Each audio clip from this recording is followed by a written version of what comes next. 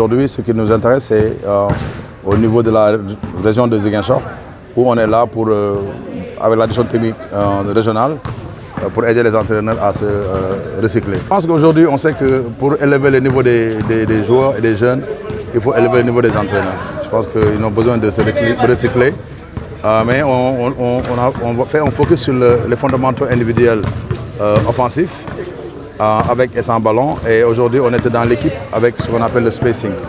C'est un élément extrêmement important dans le jeu, surtout quand tu as des jeunes qui sont capables de jouer le 1 contre 1, mais n'ont pas d'espace pour jouer.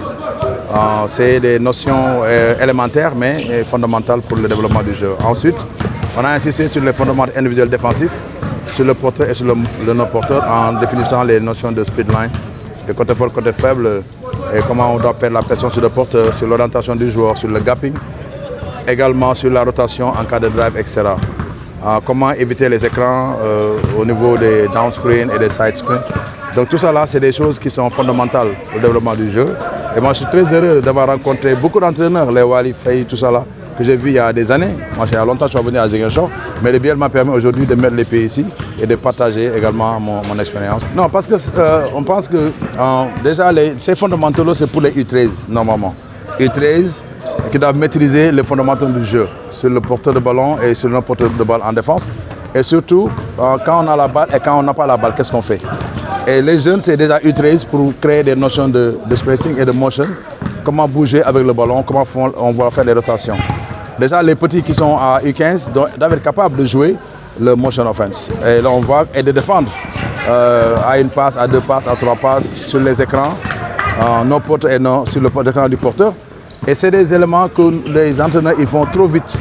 Ils ne respectent pas le programme. Ils vont trop vite. Et ils veulent juste jouer et gagner en sautant des étapes. Et c'est des choses qui vont après impacter le développement du jeune plus tard. Donc, on voit dans les équipes nationales, beaucoup de jeunes sont capables de tirer, mais quand ils arrivent à faire la défense, ils sont incapables.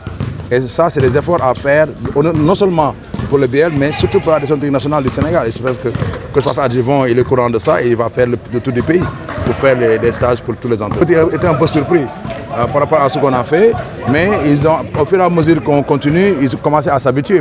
Et je pense que c'était beaucoup plus adressé aux entraîneurs qu'aux joueurs. Parce que pour développer les joueurs, il faut développer les entraîneurs. Je pense que le message c'était pour les coachs et je pense que le message est bien passé parce qu'ils ont posé des questions très constructives pour les aider à mettre ça dans le programme, à respecter quand même le développement de ces jeunes-là. On a appris les déplacements, comment marquer en 1 contre 1, comment marquer en collectif. Et pour moi, c'est quelque chose. Parce qu'étant jeune, on a besoin de ces cliniques-là pour améliorer notre jeu.